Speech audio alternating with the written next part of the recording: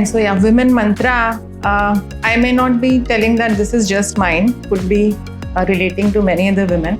But I feel that as a woman, it is very important to know yourself, value yourself, and realize your strengths and potential. Many times we see that women have a lot of dependence on the counterparts as fathers, as husbands, as brothers. So it's really very important to have your own insight on who you are actually and explore your potential to the best which is possible, and then grow ahead in your life. The second mantra, which I think that every woman needs to have this, is to pack your guilt and keep it aside. Many times we have seen that whatever a woman is doing, she is backed up by a certain guilt. If it's a working woman, she has the guilt of not being able to attend the parent-teacher meetings, all of them. If you are not working and you're taking care of your children and you're home manager, you have the guilt of I have my education and degrees packed up in a suitcase and locked and I'm wasting my education.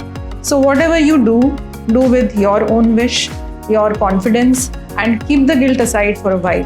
If you always keep feeling guilty of things, then you are not doing justice to whatever you're doing. So that is a mantra which I feel I have.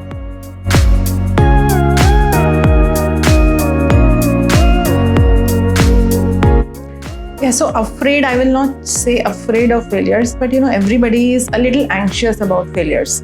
If you're trying something new, that you're always anxious that what if I fail? So it's important in those circumstances to have a plan B. So I always see it like this: if I fail in something, then I take it as an opportunity to learn.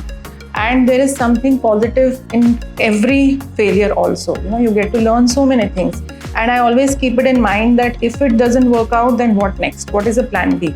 And I always tell this to young girls and women that it's absolutely never be afraid of failures, but be terrified with regrets.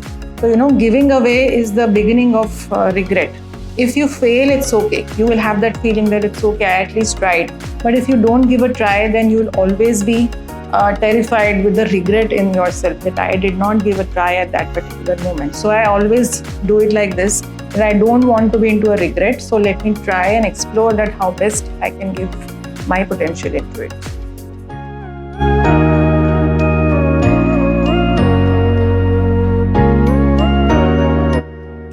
Media, I will say, has definitely taken a wonderful stand for women. A lot of young girls and women, they keep getting inspired by the way the stories are picked up, the stories are displayed, and we keep on following the inspirational women leaders. But with social media, I like to tell this one that it's really very important to have your own instinct, your own thought process. We see a mix of content everywhere in the social media, and we get influenced by so many things. But it's actually very important to know that what is appropriate for you, what is relevant for you, what fits into the context for you. And we use the social media to definitely inspire the young girls. For example, I use my social media handles to put up such posts which I feel would be a motivation or an inspiration for the young girls. Rather than just looking at every content, we must keep looking for content which is suitable to our context, and then have our own thought process to relate it to how we can grow better into it.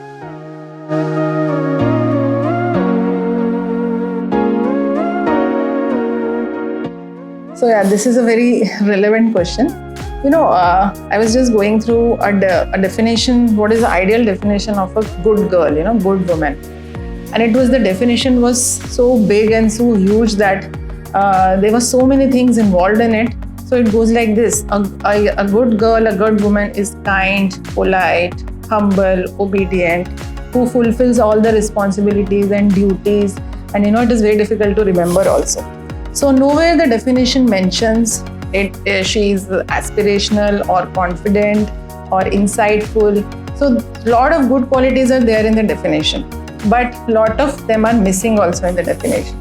So since childhood, so this question has a deep, there's a deep conditioning in our society, which is very deep rooted. And right from the childhood, there are certain things which are taught to a girl. Most of them go like that. So you should be adjustive, you should be very adaptive, you should be very flexible, don't ask too much, don't be very assertive, don't raise your voice. So these are some certain qualities which are imbibed into a girl child as a girl child. I feel these qualities are actually good, but it could be better in the society if they are imbibed in both. Being flexible, being empathetic, being less assertive for yourself and thinking about everybody else in the society as well. These are good qualities. But yes, when women ask a lot for themselves, they are labeled with some tags, she's asking too much, what does she think of herself, this is a bad woman. So that scares the women of asking too much for them. So that is the reason probably it has got a deep kind of rooting into the conditioning.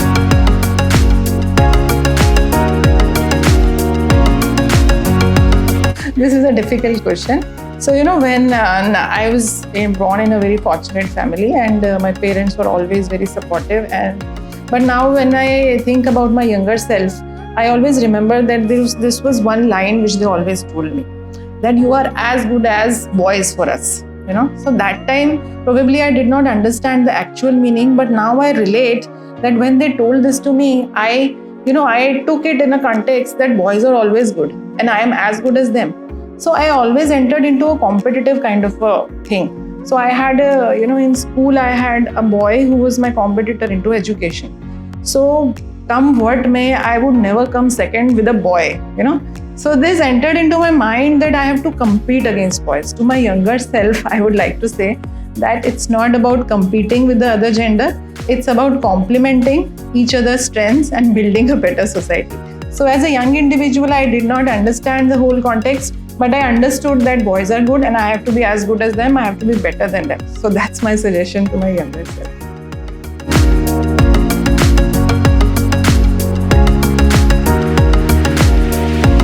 So fine, if you talk about, you're talking about a bias, this year's theme itself is breaking the bias. So I was discussing with somebody that where does it start? How does the biasing come into our mind? What is stereotype all about? So then I remembered that, the first day of life. What happens on the first day of life is your parents prepare a room for you, right? The child is entering into the house for the first time. So what happens is, if it's a girl child, it's a pink room. If it's a boy child, it's a blue room. So the child has not even opened his or her eyes, and there's a stereotype. Then you grow a little more, comes to the toys. If you are a girl child, then you get fairy tales and you get Barbies. If it's a boy, it gets a car and the guns. Then comes a little later when you start reading books. So the girls, their birthdays, they get full loaded books of fairy tales. What do the fairy tales tell? Let me get into this now. So the fairy tales always has a princess and a prince charming. The prince is into trouble and the prince is coming and saving. So one day I was asked my own daughter, that Mama, always the princes are getting stuck. Why it is happening like that? And the prince is coming to save her. So I was stuck, I did not have the answer to that. So I asked her that what do you think would have been happening and why is the princess not able to help herself? So she's like, she must not have done her karate class as well. So, she understands that as a girl, it's important to have your own strength and your own self-defense to, grow in the society and sustain on yourself and not be dependent on anybody else to come and save you all the time. Then we go a little higher, sports. So you want to play sport, you are a girl, you play a badminton or table tennis. The boys will go out and play cricket and football. So what I'm trying to say is the restriction in choices is in every aspect of our society, in every daily routine which we follow. And some of them are harmless restrictions. It's okay, as a boy, you cannot wear, the girls' clothes and walk away in the society. That's harmless restrictions. But there are some harmful stereotypes which pull you in a basket which has restricted choices. So when somebody tells you as a girl, you can only take these many options as a career choice. Even if you want to become a civil engineer, that's not meant for a girl. Even if you want to become you want to go into armed forces, it's not a choice for you. So we are restricting the choices for girls and women. And the same thing happens for men also. You want to become a nurse? No, it's a profession for the girl. So that is what keeps happening. So such conditioning is there in the minds that this is how it has to be. It has prevailed in our minds since ages. And now if you want to break the bias, as they are telling now, break the bias. Now, this is not a piece of glass, right? You throw a hammer and break the bias. I can relate it to a drawing on a paper which has been drawn so hard that if you are trying to rub it, you have to rub it really hard. And still there will be an impression on the drawing sheet. When you draw something with a dark pencil, you cannot rub it very easily. So now the unlearning has to happen first to break this bias. We have to unlearn a little, and we have to consciously try to, remove these biases from the mind, and to our children at least, we have to try removing these biases for them. And that is how the society will then become a gender neutral society.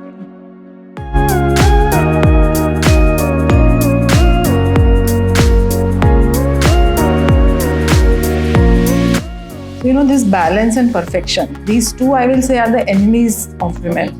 We become so much into doing this balance that it actually creates imbalance, and we are not able to do justice. Perfection into everything, and this guilt, as I told earlier. The child is not performing well, the woman is responsible. Workplace where there is some issue, I am responsible, I have not been able to do justice.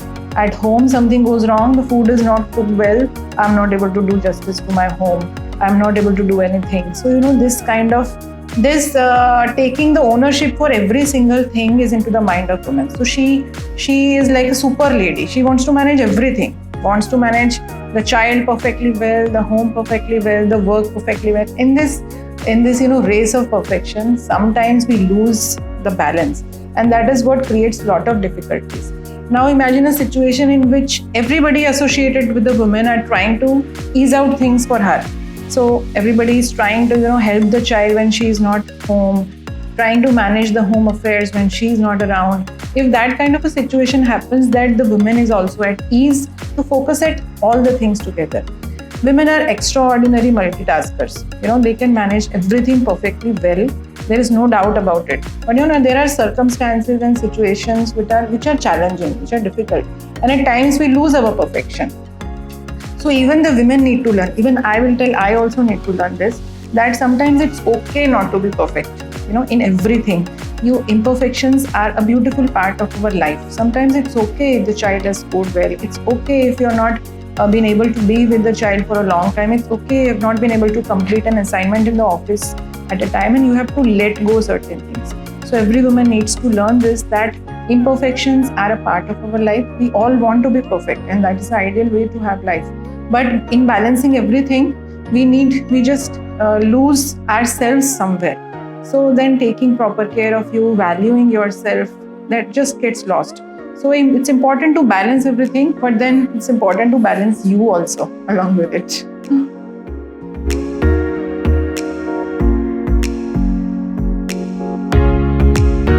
This is so difficult, describing women in one word. But I was going through this word some time back, and then I felt it fits perfectly well to a woman as indefatigable.